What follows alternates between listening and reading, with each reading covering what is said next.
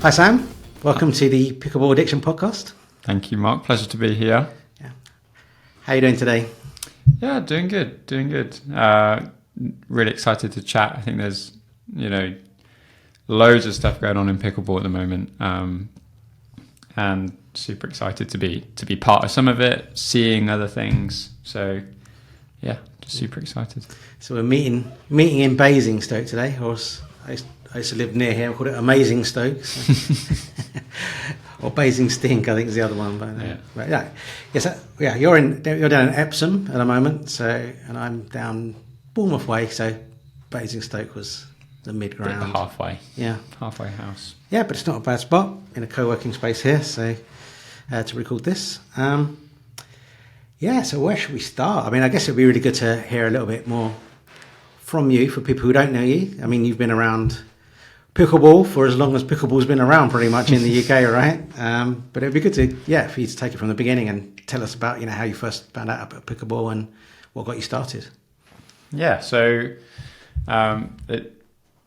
people always expect this to be like a really interesting story about how I got into pickleball, and it's exactly the same as everyone else, right? I sort of just fell into it by accident. My cousin and still doubles partner, Peter Hitchman, went along one week to a pickleball session. He was invited, and he came back home and he sort of went, Samuel, and he calls me Samuel when it's important, right?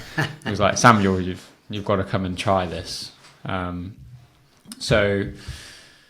We as a family we're all quite sporty, so I played tennis recreationally, and table tennis a little bit more competitively to a higher level, and football not very well, but I tried.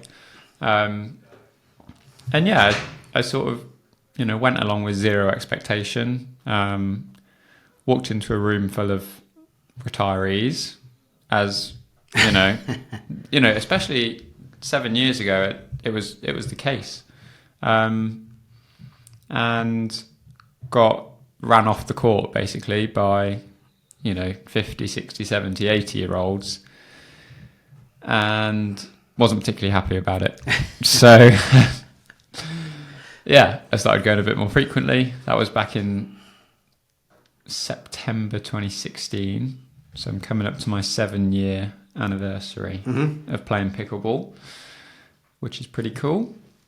And then things just sort of escalated from there, really. So at that point, people are really surprised to hear this. There were about 10 places to play in the country, and it just happened that one of them was half an hour away down the road.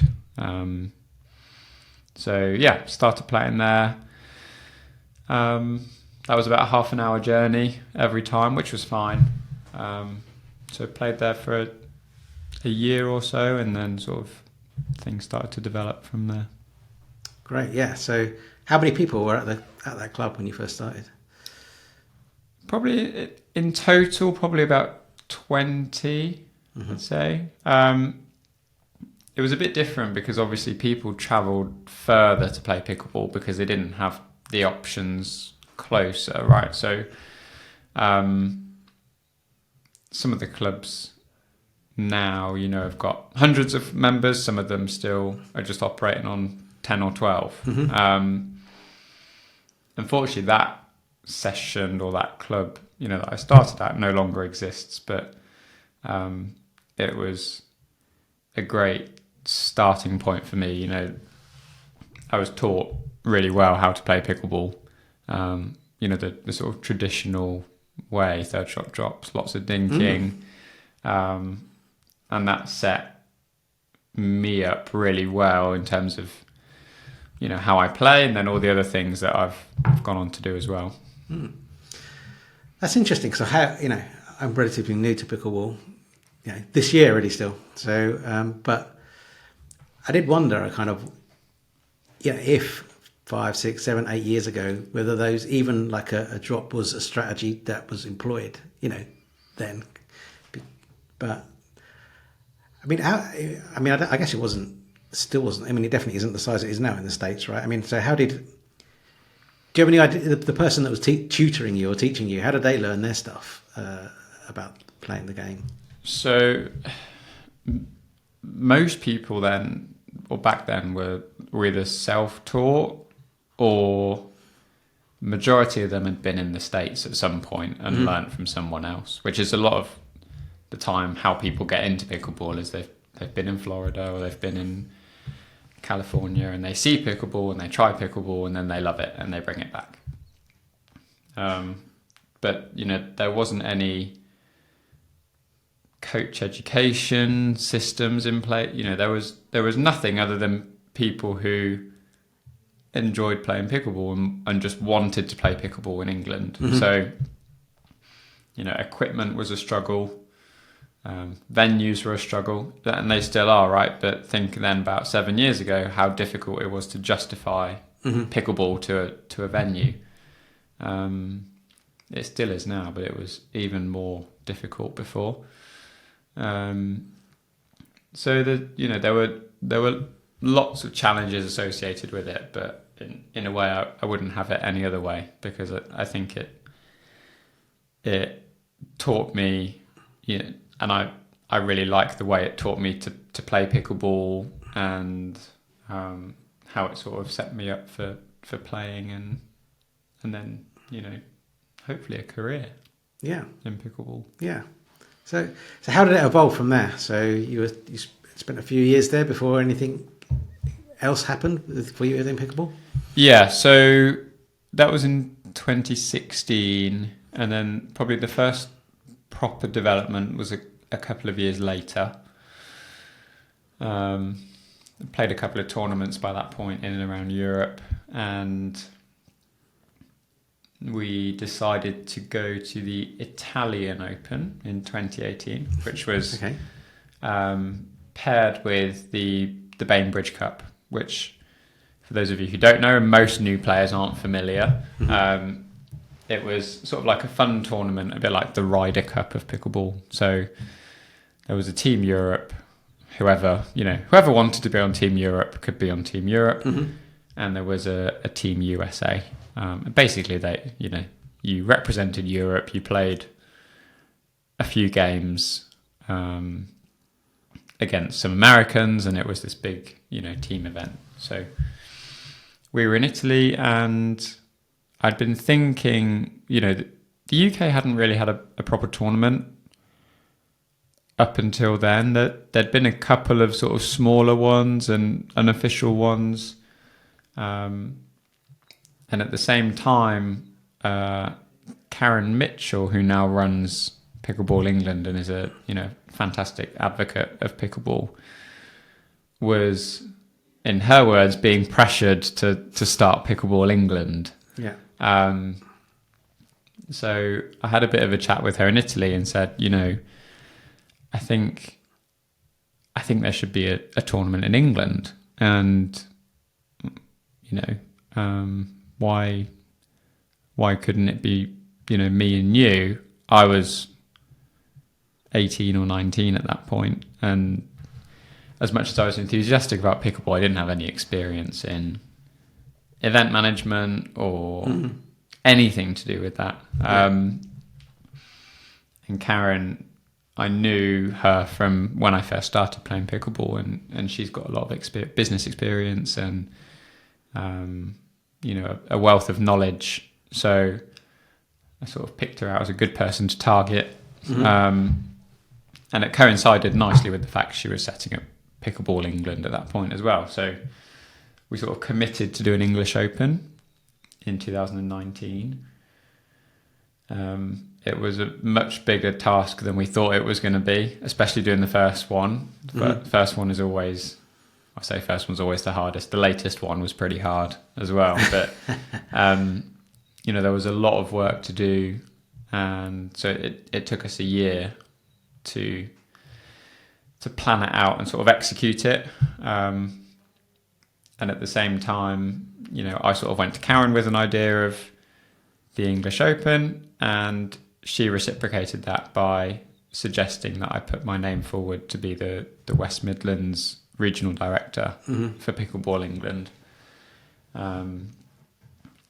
So those two things sort of happened at the same time. And then Pickleball England launched formally in January 2019. So sort of been on that journey from mid 2018 in terms of tournament planning and helping out in the West Midlands where I can. Yeah, nice. Okay, so yeah, that's good like background, I think. Like, so what is it that you're working on at the moment? Like, what's Lots of Sam things doing now? So first and foremost, I started my own business towards the end of last year to essentially provide greater access to coaching, to coach education, and to events across the UK. Mm-hmm. Because at that point, the events calendar was quite ad hoc. You know, people were going, I'll put on an event, and other people were going, I'll put on an event, and it sort of happened to be on the same day. You know, Yeah. It was a bit mismatched. Yeah. So I sort of said, you know, what's the harm in trying to put together a calendar or rough calendar of events, mostly festivals. Mm-hmm. It's ended up being, because the demand for festivals is so high. So yeah, I thought, you know what, I'll give it a go. I graduated from university last July. I worked a little bit of corporate for a few months and wasn't really enjoying it. I felt the need to not be too restricted and be able to, you know, determine my work and where I was and how much of it I was doing, and to do something different every day, which so far I'm really, really enjoying, like more than I thought I would. Mm.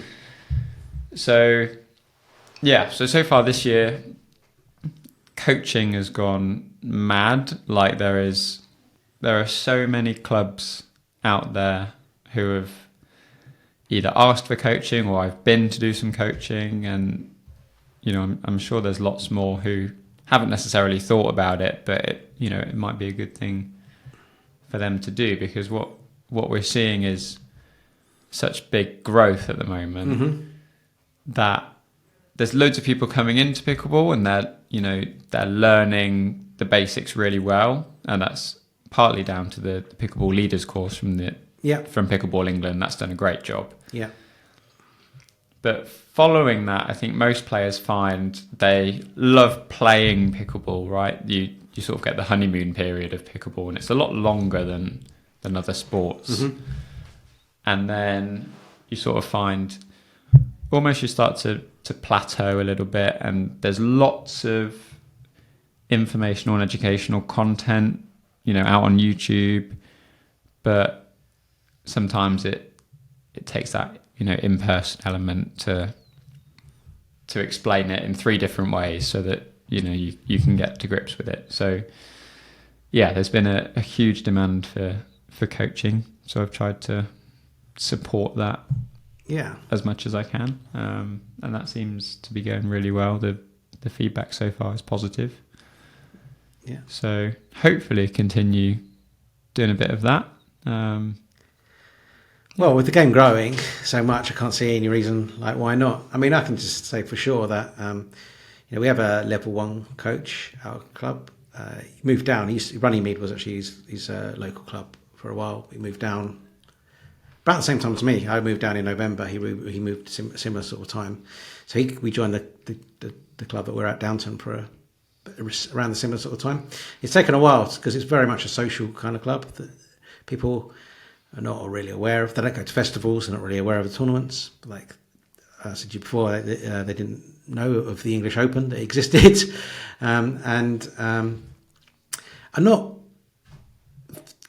improving at the game isn't their number 1 priority. It is just I'm just there to meet people and talk to people, and it is a lot of older generation.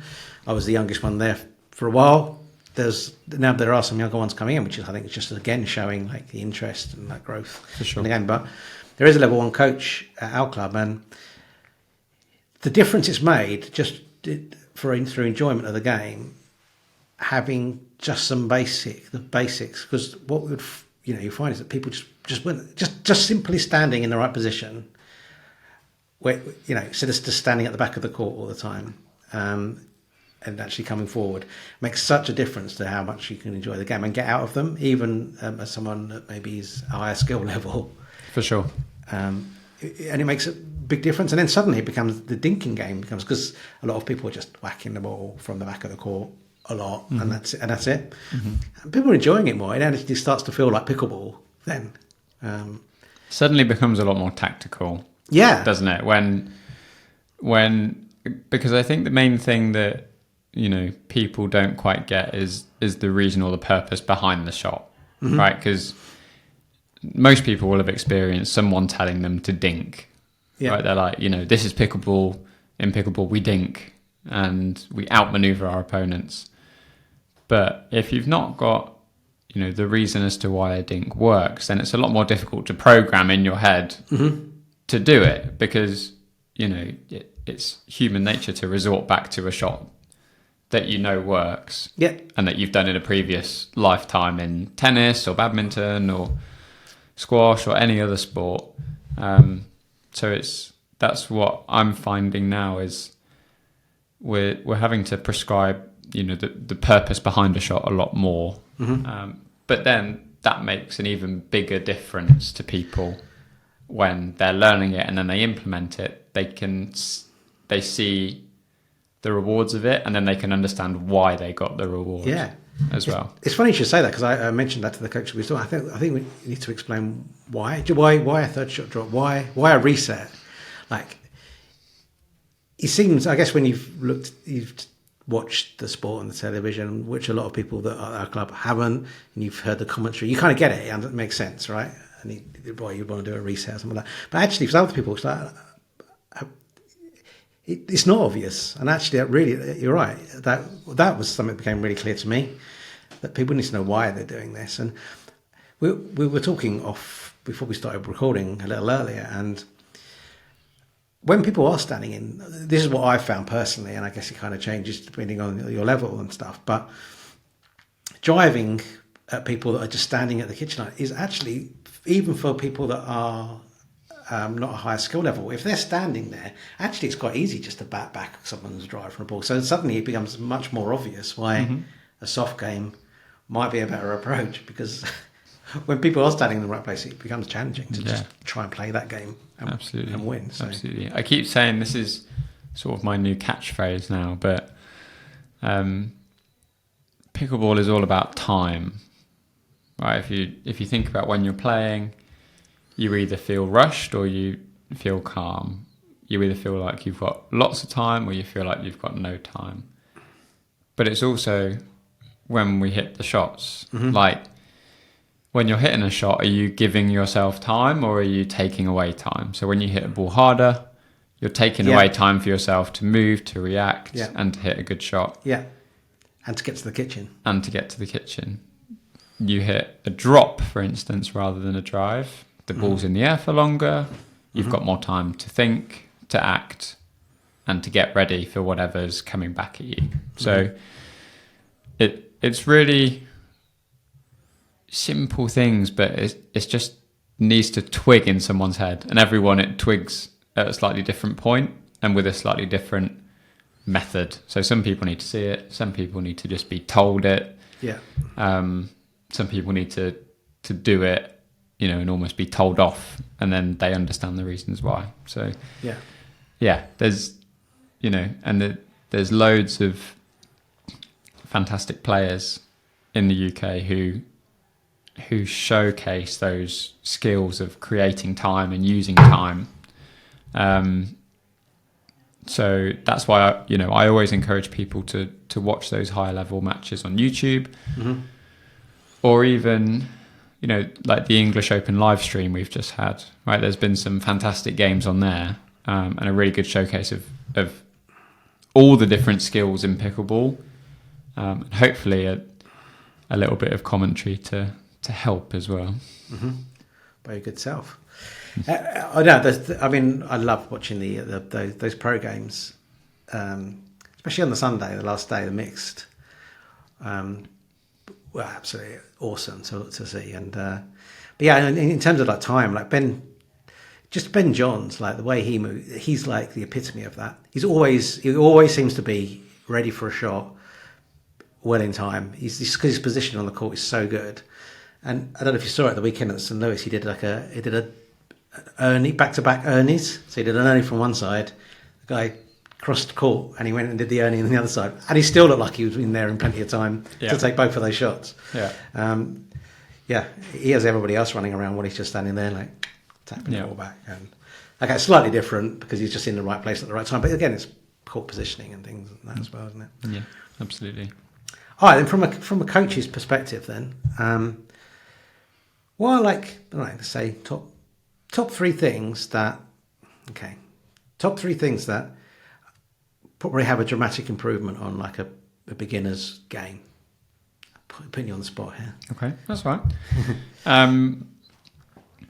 Number one is, and it's sort of contradictory to what a lot of people think is a simple motion when you swing, right? So people who come from table tennis will often use their elbow when they swing. People who come from badminton will often use their wrist. People from squash will often hit the ball behind them. Yeah.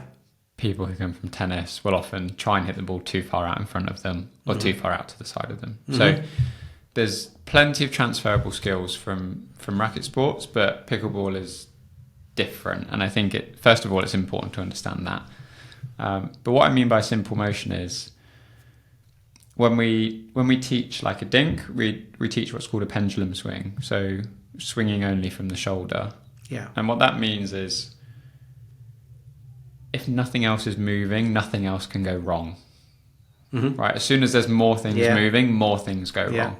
And it's harder to spot the one key thing that's going wrong. So the more simple your motion is, it's also transferable across a dink, a third shot drop, a drive, and a serve. Right? They're sort of all born out of a similar shot. Yeah. So having that simple motion just makes a world of difference. And I'm not saying, have a completely straight arm when you dink, right? And your paddle ends up being an extension of your arm perfectly straight. It's just, your wrist can be cocked, your elbow can be bent, but just having that motion where you just swing from the shoulder makes so much difference to dinking and to drops mainly as well. So that would be number one. Number two is one that not many people are aware of, and it's grip pressure. Yeah. So we talk about, the grip you have on the paddle, but we don't talk often about how tight you hold the paddle. So if you're listening and you have a pickleball paddle nearby, just hold it quite loosely in the handle and then all of a sudden really tense up the grip.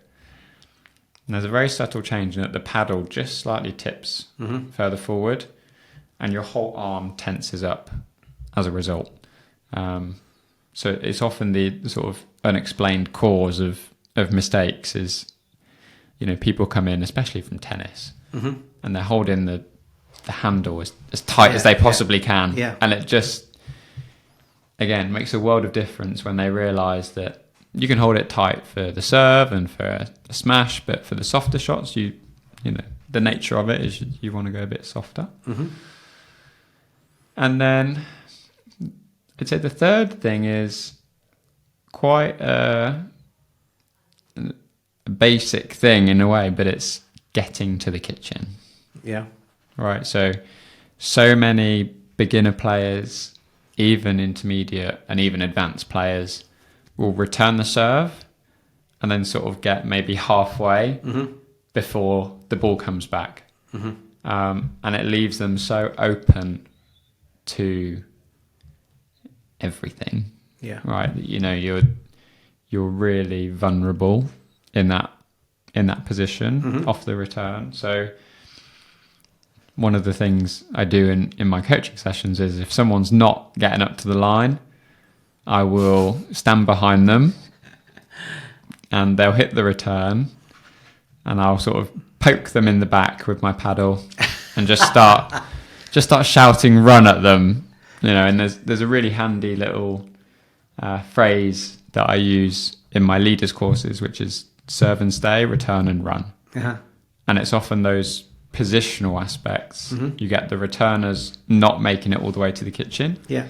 And you also get the servers who serve and then step in a couple of steps as well. Yeah. And they're two of the most easy things to rectify that make, again, probably out of those three things, the biggest difference.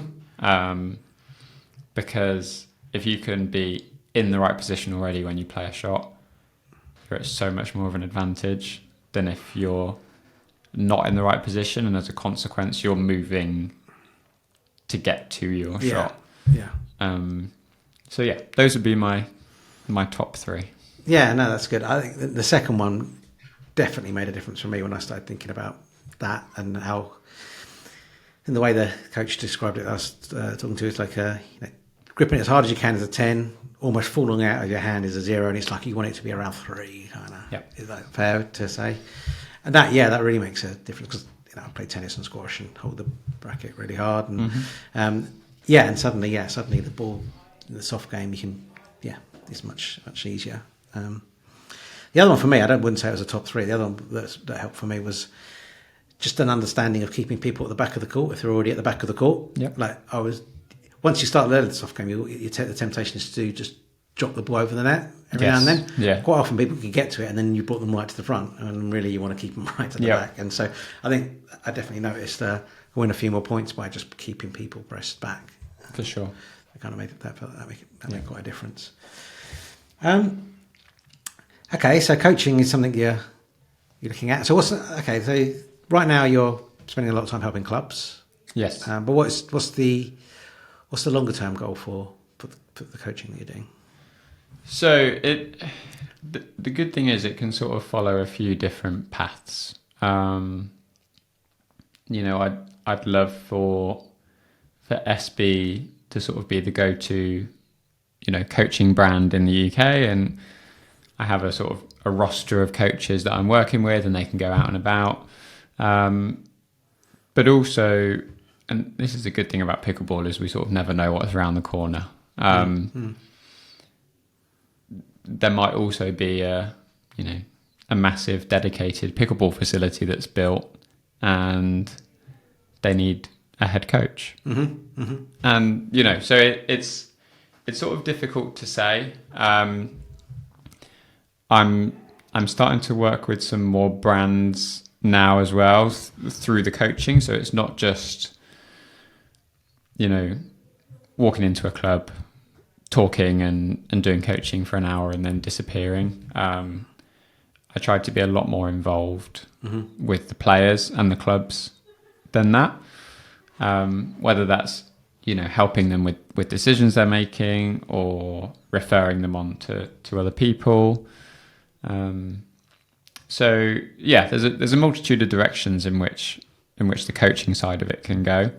One of the most exciting things coming up for me, but also for Pickleball England, is we'll soon be launching the Pickleball England Level 1 Nice. Coaching qualification. Nice. So at the moment we deliver IPTPA workshops, which is an American not-for-profit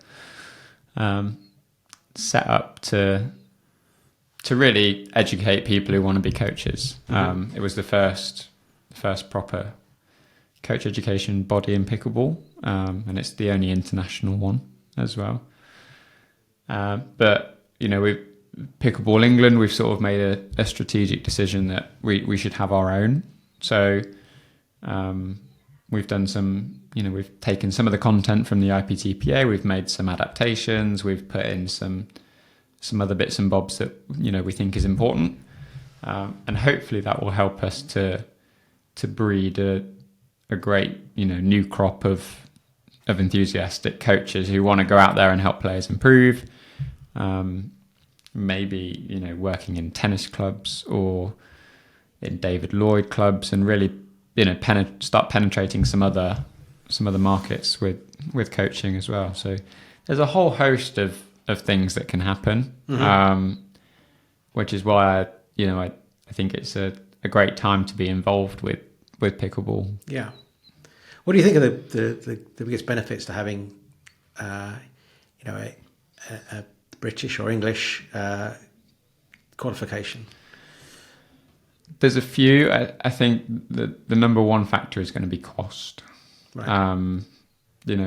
It's not unheard of that these courses can be really, really expensive. Even in the UK, some of the most established sports in the UK are often the most expensive courses to get on. But Pickleball England's commitment to grassroots pickleball and growing pickleball, I think we'll see it priced really, really competitively, which we're hoping will reduce some, barriers to entry with coaching and getting into pickleball. But also, I'm sure you're aware, but some of the listeners might not be at the moment. Pickleball England is going through the Sport England recognition process, and it will, not that I'm in with Sport England, but I can't think it won't help, showing them how committed as a body Pickleball England is to making improvements and for generating its own materials and its own resources. So, there'll be a multitude of benefits, but ultimately it's one of the key ways in which Pickleball England is going to help to grow pickleball out in the community. So I'm really excited to get it going, and hopefully it's a success and it's well received. Excellent. No, that sounds great. Okay, so I'd like to go on to Pickleball England in a minute and talk a little bit more about, because you've spent some time in a director's role there. But just in terms of, before we go on to that, in terms of, what is there any other things that you'd like to share about what you're doing now that you've decided to dedicate yourself full time to pickleball? Yeah, I mean, like I've said, the good thing about pickleball is there's so many different opportunities. So probably for 2024, which sounds a long way away, but when you're planning these things, you have to plan so far in advance. It's only 4 months away now. Yeah. So we will be doing some pickleball holidays. So stay tuned for that. Some recreational ones, but also some, sort of more hardcore coaching ones as well. So nice, okay. It's in the UK or holidays abroad? Okay. Abroad. Maybe some in the UK. There's a couple of nice places that I've looked at in the UK, but I'm sure people love receiving coaching in sports halls at schools, but I think probably at dedicated courts in the Mediterranean has that little bit more curve appeal, I think. So keep an eye out for holidays. Also, and this is a continuing thing, and I'm sure we'll talk about it a bit more, is my company, SB Pickleball, has a team in the Premier Pickleball League, which is the UK's first professional league. It's established this year, but is, growing strong, and Ed is doing some really good things with that, trying to, not just cater for the higher level players in the UK, but also we're looking at putting on festivals, side by side with these league fixtures, so that we can provide a space for amateur players to play, and also for the higher level players to play. And I think there's a nice amount of cross pollination there. So Yeah, we're doing a lot of work with Ed at the moment to sort of see where we can take that. Tell us a little bit more about that then, about how it's structured Sure. as a tournament and how it's run. So, original idea, credit goes to Ed Hares. He'll love me for saying that. I hope he does anyway. So the idea basically was to find a way to get all of the better players in the country in one place at one time.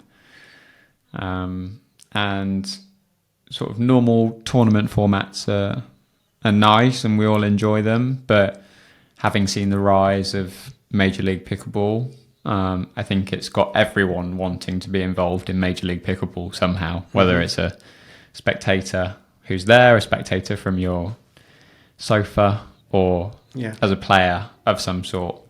So really the view is to replicate that. So the name Premier League Pickleball, it was originally called Premier League Pickleball, but changed it to Premier Pickleball League, so PPL for short. So we have 6 teams. 6 teams, this is going to test my memory, but the 6 teams are SB Pickleball, Team Pickle Play, which is an app you can use to find courts and find players in the area. Team Racket, RAQT, which is a sort of a tournament software, an app as well. We've got Team Pickleball Store, which is one of the pickleball shops in the UK. We've got, this is where it gets tricky, we've got Team Scan, who is a big sponsor, obviously, of pickleball in England. Shout out to Nisha Raja, who is one of the owners of Scan. And then we've got Team Advanced Pickleball. Well done. Just about. It just came to me last minute. So Advanced Pickleball is another coaching business by Rob Williams, who's, again, doing a great job of growing pickleball. So we have 6 teams. They've each got 3 men and 3 women. So the captains were sort of pre-selected by Ed and a couple of other people who he was working with, Louis Leville, Molly Kubrick-Finney. And they selected basically 6 top men and 6 top women. So the 3 top men and the 3 top women are the captains, and the next 3 men and the next 3 women are the vice captains. And then the snake draft happened, like MLP, where the teams had to pick a further 2 men and 2 women. And that's basically then their team for the year. So the first fixture was in June in Basingstoke, funnily enough, just down the road from here. And we went to Norwich just before the English Open. And then the next one coming up is Woking, the end of August, Peterborough in December, TBD place in February, and then finishing at Roehampton in April. And the idea, like I said, to get all the best players in one place, but also to start the ball rolling on what professional pickleball might look like outside of the US. So there's some prize money up for grabs. That from the sponsors? Is that from the sponsors, yeah. So I also should have mentioned Franklin are the title sponsor of the Premier Pickleball League. So they provided some prize money for us to win. At the moment, if you look at the league tables, it doesn't look very good for Team SB Pickleball. I did look at the league for one reason actually. or another. A bit of a negative game difference going on there. And bottom of the league for those of you who haven't seen it. But the good thing is this is only an excuse for having lost badly last time out, is all 6 teams play on the final day. So there's no formal, top 4 go through sort of thing. Right. We will definitely play on the last day, regardless of the not very good result we had last time out. Is that just another league game though, or is that? It would be like a knockout bracket. Okay. So number 1 and number 2 will get buys, and then number 3 will play 6, and number 4 will play 5. Okay. Sort of in a quarter-final match, if you like. Okay. So how you perform throughout the year affects your draw. Yeah, if you come number 1 or 2, then Yeah. you play one less game. But the good thing about the league is, and we've seen it already, is pretty much any team can beat any other team on any given day. Yeah. Like, it's not set in stone that this team is definitely going to win. And then, in the first round of fixtures, every team won one match and every team lost one match. Right. So it showed how sort of evenly the teams had been drafted. But it's really exciting to be a part of it. I said to you before, being involved in the initial growth of a sport, I sort of consider a bit of a privilege. So to do the coaching side, to do the event side, but also to be involved in what could be the start of professional pickleball in the UK and Europe is a pretty cool thing to be a part of. So yeah, we'll see what happens. But if you would like to come along to the next one, because I know a lot of people live around this West London area. There's lots of pickleballers around there. The next one is in Woking, David Lloyd Woking, on Sunday the 27th of August. So if you find yourself free on that day, it's a bank holiday weekend as well, so you get an extra day off. Then, feel free to come down. Very soon. That's 10 days from recording. I better get this out before before then. No pressure. So 27th of August. So are you able to get into the David Lloyd and watch without membership and that kind of stuff? To be honest with you, I don't actually know. But if you would like to know, the best way to go about it is probably finding a way to contact Ed Hares. There's an Instagram and Facebook account for Premier Pickleball League. Otherwise, you can contact me, because my email address is plastered all over the internet now, thanks to Pickleball. And I'll find the answer to your question. Cool. I'll put the links to those social accounts and that as well in the description, so Perfect. you can check them out there. Okay. That's really exciting, because obviously that's the next step in the tours are great, but the Major League Pickleball in particular is a fantastic spectacle to watch in the US, and the team game is definitely creates a lot more buzz, and it's a lot more exciting to watch. 100%. So I love it. So that's great. And this is the first year. I mean, it's only a few months old, right? So yes. Is there any any plans or ideas about what happened beyond the first year, like expansion of the league, a bit like Major League Pickleball, promotion, relegation, all of that kind of stuff? Is there any conversation about that? I mean, if we could get the billionaires investing, that would be a pretty good start. I've spoken to Ed quite a bit about what we can do to sort of develop it a bit further. I wouldn't necessarily say to add in more teams just yet. I think, from an overall perspective, we need to make sure that as a playing group, we're not just plateauing at a certain level and getting comfortable because there's this new league and we can win money from it. I think there should always be that, incentive to work harder, to get better, to drill more. So one of the things I've suggested, and you can lobby with me if you like, is for a parallel 50 plus league to run alongside the at the moment it's 19 plus, because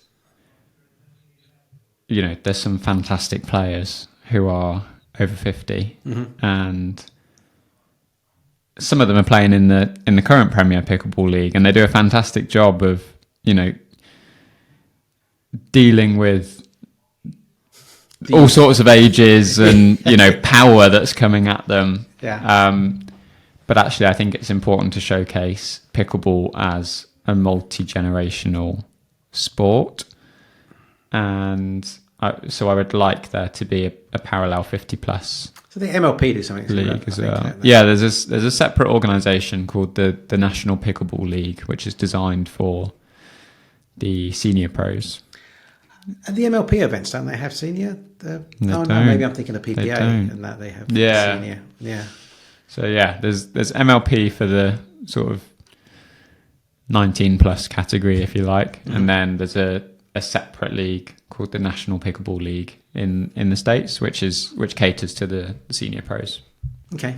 Yeah, so that's what I'd like to see. And Ed and I have spoken about again running parallel festivals with these fixtures to get people in to see what it's about, but also to provide a space for them to play as well, and give them an amazing experience of,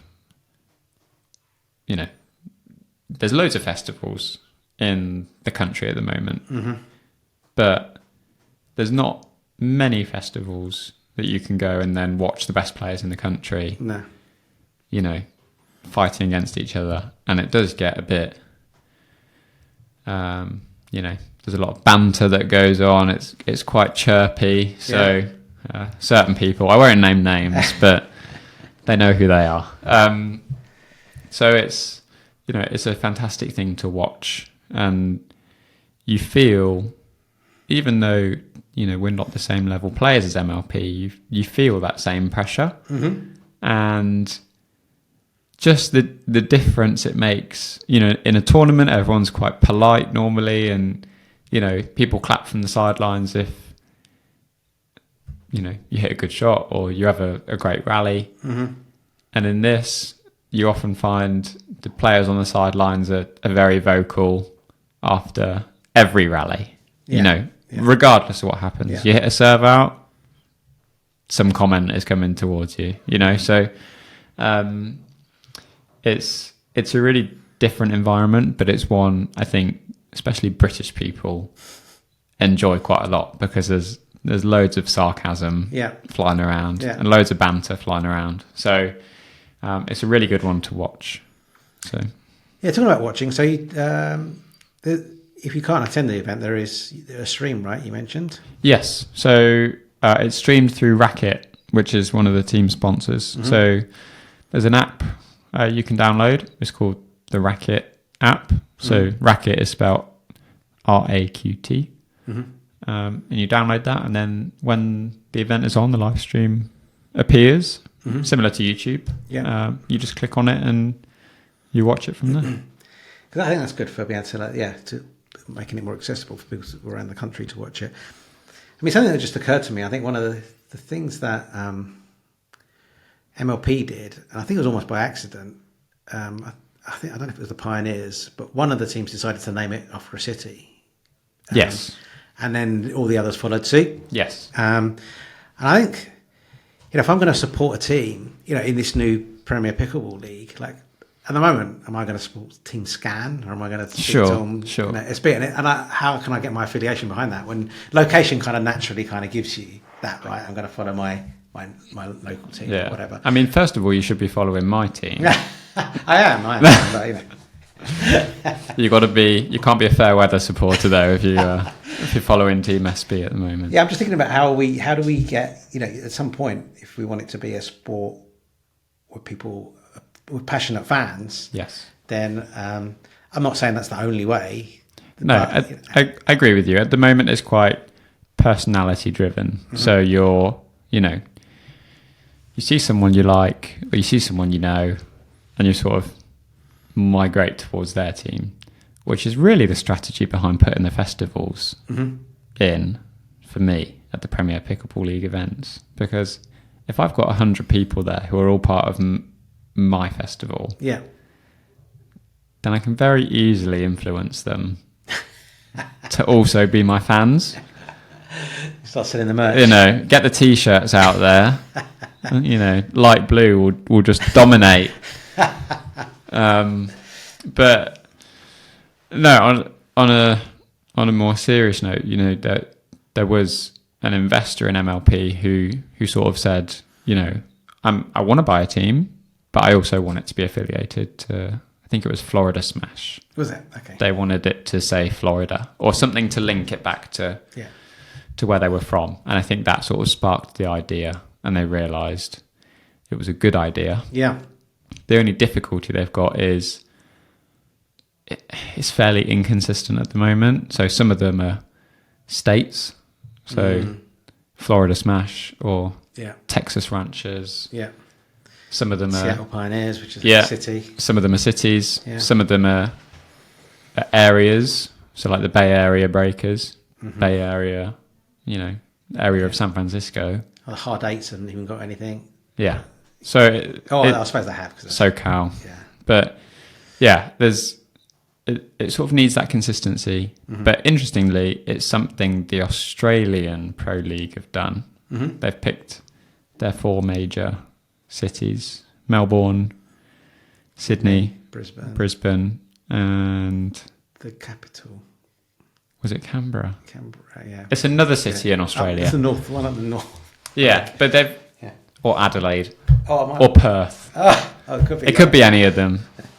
Sorry to the Australian Pro League. Showing like an Australian number. Yeah, that's what they've done, like straight off their launch. Yeah. And I think it's really helped in, like you said, giving people a reason to support the event and also support a certain team. But then they've got both, because Australia is a bit like the UK with pickleball. A lot of people know a lot of people. So they can support their local personalities and the people they know, who also happen to be in the team where their city is represented in the name. Yeah, I think so. I mean, at the same time, I think there's a lot of pickleball players that won't really know many of the people or the pros or or play with them or ever seen them. So I think there'll be a lot of people that don't know a lot of people. I mean, I definitely know at my club they probably haven't heard of Louis or Thadia, most of the people. Sure. So and then the top 2. So okay. Okay, that sounds. Yeah, I'm really excited about that. I'm pleased that's happened. That's kind of one thing. There's a few things I think, why? I've been in pickleball for like 6 months. Yeah. Like, why is that not happening yet? Why is that not happening yet? And it's great. That's one of those things I think I identify as saying, why isn't that happening yet? But in terms of your time at Pickleball England, then you had a director role there. Do you want to share a little bit about like what your responsibility was within that role? Yeah. So I still am, in a way, the West Midlands regional director. So it's quite a long. There's elections and nomination processes and all of that. But at the time Pickleball England was formed, there wasn't too much pickleball going on in the West Midlands. And as a result, no one put themselves forward to be the West Midlands regional director. So that's when Karen sort of, phoned me and said, would you mind, putting your name forward? It would be good to get a full complement of board members straight away. So pretty much my role has been to foster the growth of pickleball in the West Midlands, whether that's taster sessions or supporting new clubs or, just dropping in and seeing what's going on and if I can help. And also being a person that people can contact always for questions, support, to tell me their achievements that they want put on the Pickleball England Facebook page, whatever it is in the West Midlands, if there's any good things and equally, any issues, then they sort of come to me. Now that I've got my own business, self-admittedly, I've spent a lot less time on doing that sort of stuff, and I'm trying as much as I can to, help these new clubs start and get going with their marketing, with their equipment, with their venues, because a lot of the challenges people face in starting pickleball is a challenge that's already been faced by everyone else who started pickleball. So really that's the role. If anybody is in the West Midlands who is interested in, continuing the development and has a little bit more time than me, then I'm almost sat in the position, and it's good from a Pickleball England perspective to have another voice and someone that people can contact. But if you're interested in terms of making a difference to pickleball and really growing pickleball, then again, feel free to contact me. But yeah, that was one of my roles, and the other main one was being a tournament director. Mm-hmm. So, like I said, myself and Karen did the first English Open in 2019. That went really well. There was a really high level of feedback that it was a successful event. Mm-hmm. And we wanted to make sure that we asked people what they thought, because if this was going to go any further, we don't want to start on the wrong foot and then keep going down the wrong way. So we had our own system developed by Frank, who is one of the national directors for Pickleball England.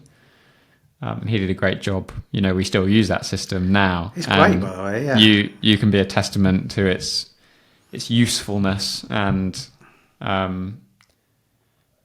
just how simple it is in a good way to get around it and mm-hmm. to find out information. It makes life so easy. Mm-hmm. So we did the first one in 2019. Went well. We had 300 players at the University of Nottingham. And then we were happy, so we said, we'll do another one next year. We were going to tie that in with the Bainbridge Cup, which we spoke about earlier. So we wanted to make sure we got everything sorted early. So we did. Registration opened in December 2019. And then COVID happened. So we weren't really sure what was happening. So we delayed a decision until May of 2020. Mm-hmm. And at that point, there were over 800 people registered. Like, it was going to be one of the events ever. Yeah. Because the professional tours only started in 2019. They hadn't had too much of a head start, and the English Open and Bainbridge Cup would have been, potentially, talking about it like it would have been amazing, but it genuinely would have been amazing. But universe has its ways. So yeah, we did COVID. That's not me crying, by the way. I have got a cold. We had COVID, and we were trying to explore an option for 2021. Mm-hmm. But at the point where we needed to make a go or no-go decision, we weren't confident in international travel returning to normal. So we did the first English Nationals event in 2021 in August. Mm-hmm. At the Bolton Arena, which for us was quite a landmark venue, because it's a high level tennis venue. It's been used for lots of different ITF events and LTA events. Mm-hmm. So a really good venue for us to secure. And to be honest, we didn't think we'd ever get into a tennis venue at that point, because it seemed and it felt like tennis hated pickleball. And to an extent it still does, but they seem to be a bit more reciprocating. Yeah. They seem to be reciprocating a bit more now. Yeah. So receptive, I think that's right. Yes, more receptive. Yeah. There you go. Long day. So we delivered the Nationals in 2021. That had 240 players, but it also had, full COVID requirements of a test every day, and luckily we came out the other side with no real impact of COVID, which was remarkable considering we then went into a winter lockdown again that year. So we took the opportunity while we could, and then we said, we'll do another one next year. So, and that was my last one, was the 2022 English Open, which was last year. Again, we took over a tennis centre, David Lloyd, in Southampton. 18 courts, just under 500.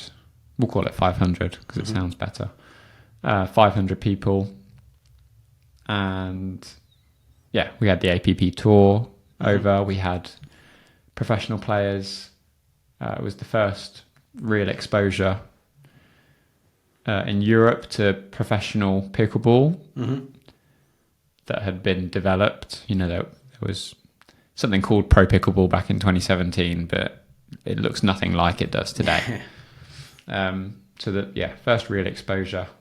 We were lucky enough to have, Lee Whitwell, Michelle Escribel, Rob Cassidy, Daniel Roditti, Cassandra Gerke, and Irina Terashenko. And again, really positive reviews. People seem to really enjoy it. Unfortunately, that one had a bit more of a COVID impact because of a few irresponsible individuals.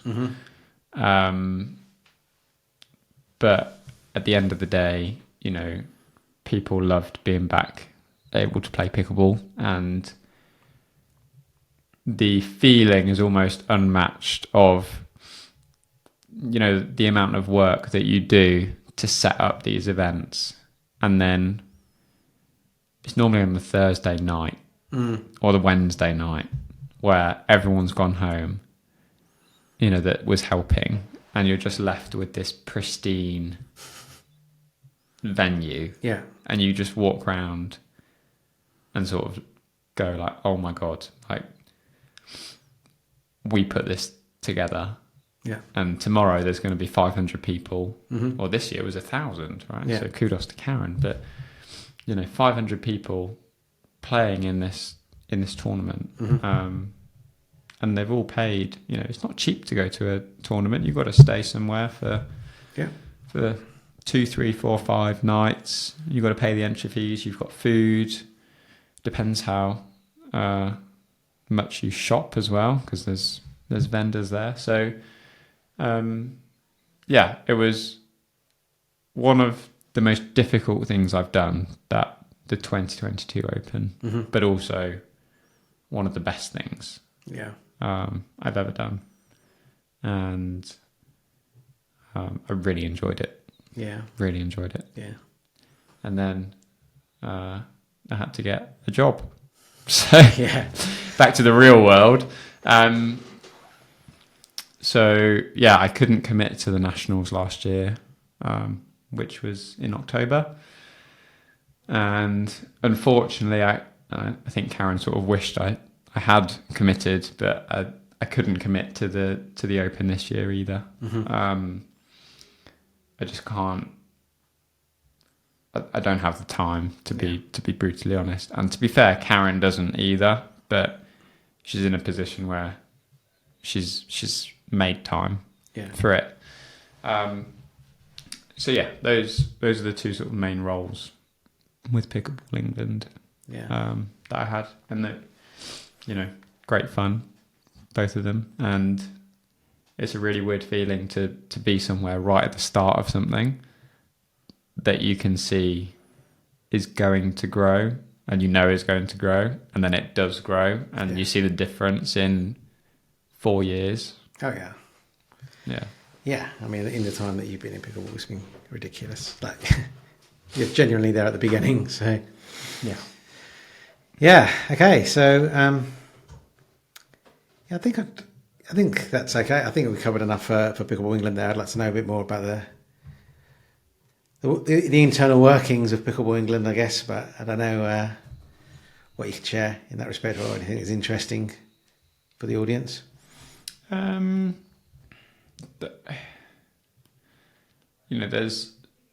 There's loads of growth to be had in Pickleball England, because there's loads of growth to be had in pickleball. So, over the next 12, 18, 24 months, I think we'll see a lot of changes. At the moment, we're completely a volunteer organisation. Mm-hmm. I think that will change. And, there's so many opportunities to get involved within Pickleball England. It's often people think it's quite a closed book or closed shop. Mm-hmm. But actually it would, it's always very much welcomed when someone comes in and says, I'm really good at social media. Mm-hmm. Do you want to hand over the social media to me and I can help you out there and do the Facebook and the Instagram for you. Yeah. So there's loads of opportunities, and there will be even more. There's potentially Sport England recognition on its way, which will be a major win as an organisation.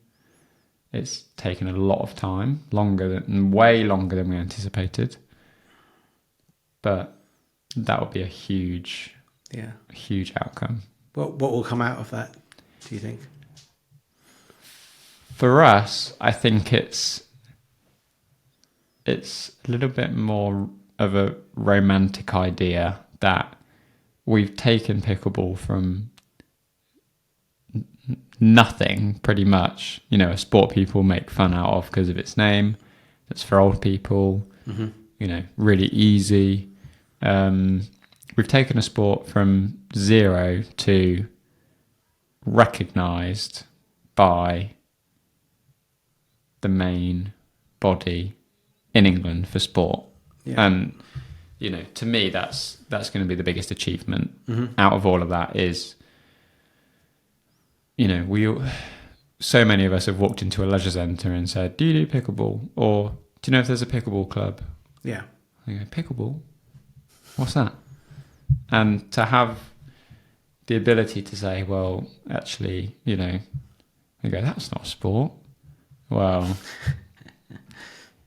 it's officially a recognised sport, right? Pickleball England is the official governing body. I think that will be the overwhelming sense of feeling. Yeah. If and when that decision comes in.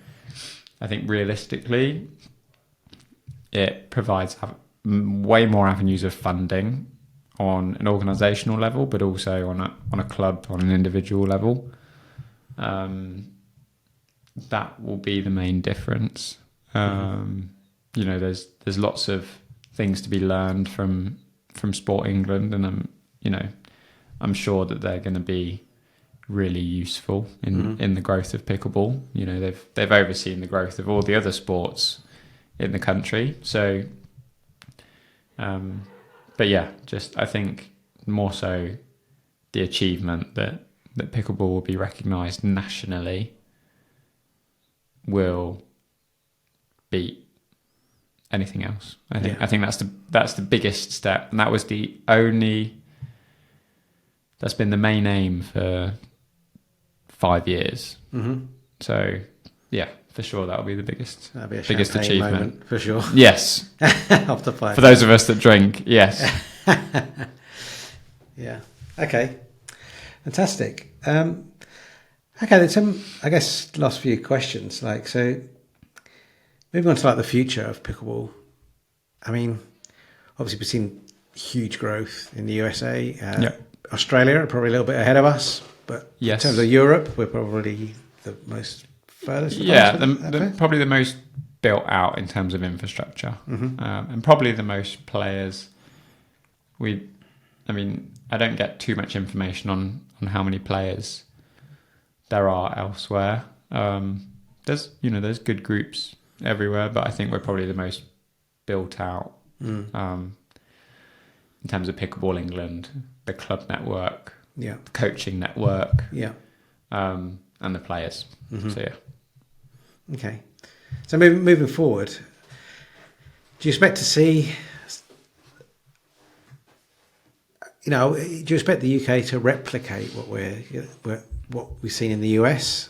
Obviously, it's clearly rapid growth as well. 450-ish people attended the Open last year. Yeah, 500, and then almost 1,100 this year. So that's a doubling straight there. So in 1 year, that's incredible. You need a bigger venue next year, but good luck with that, Karen.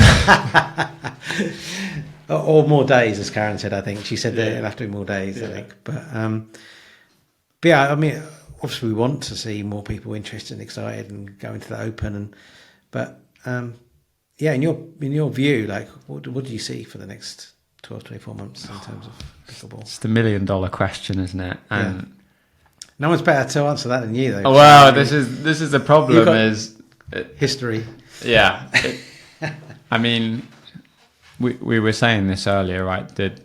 The disparity between the 2022 English Open and the 23 English Open, I could never have foreseen. Mm-hmm. The taking over an exhibition centre, using all 3 halls, rolling out 40 courts on a perfect acrylic surface. I ran the tournament last year, mm-hmm. and I could never have imagined it looking like that this year. So, there's some pretty wild ideas in my head of what the next 12 months looks like, or what it could look like. But the honest answer is I've absolutely no idea. Yeah. I think we will see more investment in pickleball venues. I know that's something again we've spoken about as one of your why isn't someone doing that point. But we just saw today the first sort of pickleball venue in Telford is opening in a couple of weeks, mm-hmm. which will be good, and that will hopefully kickstart something. So I think we'll see more investment in that. I think on a less positive note, I think we'll see a struggle for venues in terms of getting into leisure centres, sports halls. It's already difficult enough as it is, and it seems like every year there's more and more people playing sport in general, whether it's tennis, badminton. If you look at the reported statistics, all the numbers go up all the time. Okay. So I think that's potentially a challenge. There just won't be enough leisure centres to accommodate. Yeah, not with the right times. I think there's peak times that we want, and if we want the age demographic to keep shifting, you need those evening slots, and in some places they're just like gold dust. Yeah. There might have been a karate club going on for 15 years in that same slot, so it can be quite difficult to get in, and I think that's probably one of the biggest challenges we'll have. Even more reason for more dedicated spaces, exactly, I suppose. Exactly. That could be another driver for it. Yes, and so I do think we'll see a lot of investment in venues. I think we'll see some more partnerships from Pickleball England that will hopefully benefit the wider community. God knows what we'll see at the English Open next year, what that looks like. Mm-hmm. I'm already excited for it, but I dread to think the organisation behind it. And I think we'll see a lot more tennis clubs putting in, either implementing pickleball or putting in pickleball courts. That's started to be the trend this year. In the UK? Yes. Okay. Where have you seen that? In a few places. We've got Hoddesdon in Hertfordshire. Yeah, I know. Sawbridgeworth in Essex or Hertfordshire, one of the two. Macclesfield, they've put in courts. There's one in Lowestoft, I think, that's putting Okay. courts. So Imber Court in southwest London. So Windlesham in Surrey. See, now they're just going to keep coming to me now. Yeah. My assumption was that tennis don't like pickleball, so they're not going to do that kind of stuff. But Grantham Tennis Club. yeah. But it's, ultimately they're starting to see it as another opportunity for revenue. Yeah. Which it is. And it's a great one. Yeah. Because most tennis clubs have the spare capacity to convert or to make tennis court dual use, or they've got a very much unused and almost derelict court. A lot of clubs have junior or like mini red courts that aren't used. So I think we'll see a lot of them translating into pickleball in some capacity. Yeah. There's challenges that come with that, and I think it's important for the tennis community to understand that pickleball is a different sport. It's not just it's the same as paddle, right? It's not just a sub category of tennis. Mm-hmm. It's its own individual sport. Mm-hmm. So there's the same need for coaching, but specific coaching. Mm-hmm. Same need for venues, but specific venues. So those are things I'm foreseeing, but Okay. I wouldn't be surprised if it was the complete opposite of all of that, because it's so unpredictable. I think it makes sense. It totally makes sense. I think even just talking to some of the vendors that were at the English Open, I think their eyes were opened. Massively. I'm talking about like Franklin and Pro XR and the people there like that.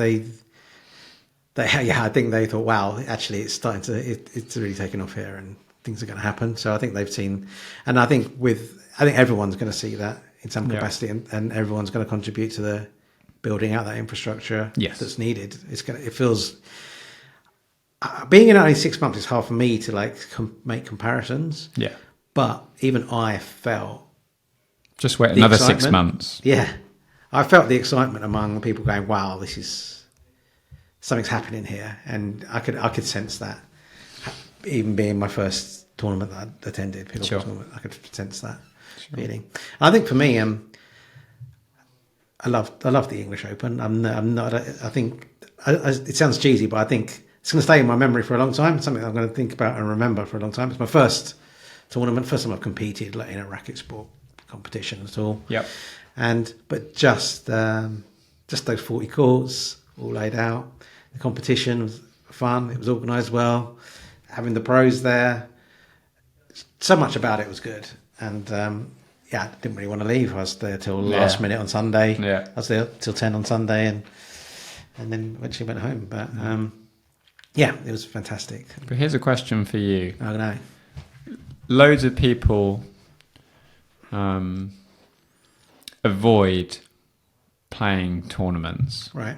Because they enjoy playing pickleball, and they don't necessarily want to compete, but they don't not want to compete. Mm-hmm. But I think the word tournament puts a lot of people off.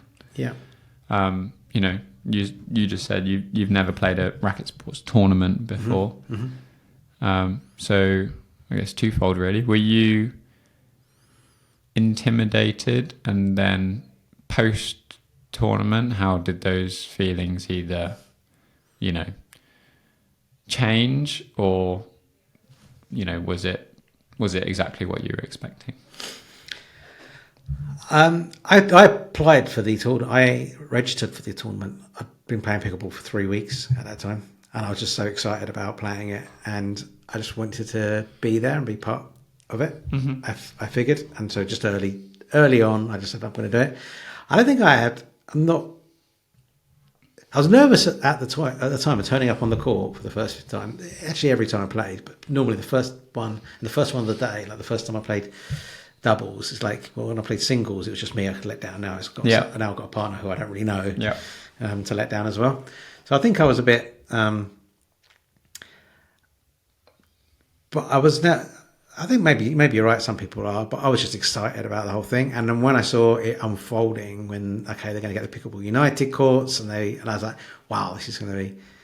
It's going to be awesome because that's something I wanted. Is like I want to play on a proper pickleball court with no other lines on it and not in a gymnasium. And I've done the festival at Southampton and got a flavour of being on an outdoor court with X40 balls, and that was it's just a different game. We were speaking about it before we went on air. It's just different. It's a different game when you're playing with outdoor balls. And but no, I didn't. I wasn't nervous really, apart from when I stepped onto the court for the first few times And it wasn't intimidating at all. I think there's some people there will take it more seriously than others, and you'll get that. But I think it was just. I think it probably will change over time with pickleball. At the moment, everyone's pretty generally pretty friendly, right? And it is a friendly, welcoming atmosphere. I guess as more money comes into the sport and prize money and things like that, I think naturally that's going to slide a little bit, but.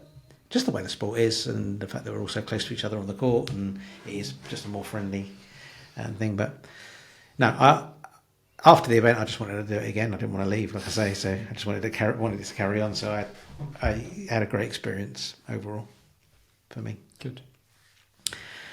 Okay, I think it's an hour and 20 minutes now, so I think we'll wrap it up there. But is there anything else you'd like to mention before we wrap it up?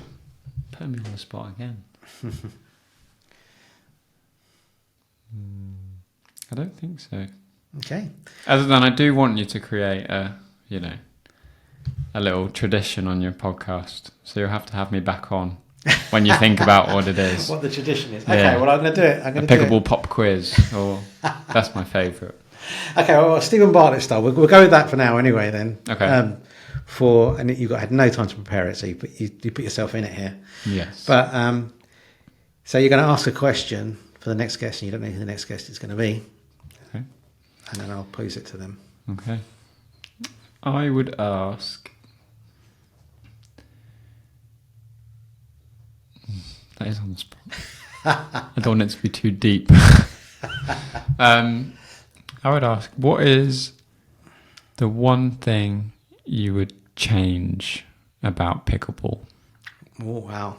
At the moment. It can be in any facet. So the rules, the UK, the world, your job, what. But the only caveat is you can't say, I would change it so that I work in pickleball. Okay. You've got to actually make a change. Okay. So, yeah. All right. What's the one change you would make about pickleball? All right. That sounds good. I'll ask the next person. Okay, so last but not least then, so if people want to find you, what's the best way they can go about doing that? So at the moment, my Facebook and my Instagram are fairly active. So my Facebook is just my personal page, so Sam Basford. And my Instagram is Sam Basford Pickleball. Website will be coming soon, which is www.sbpickleball.co.uk.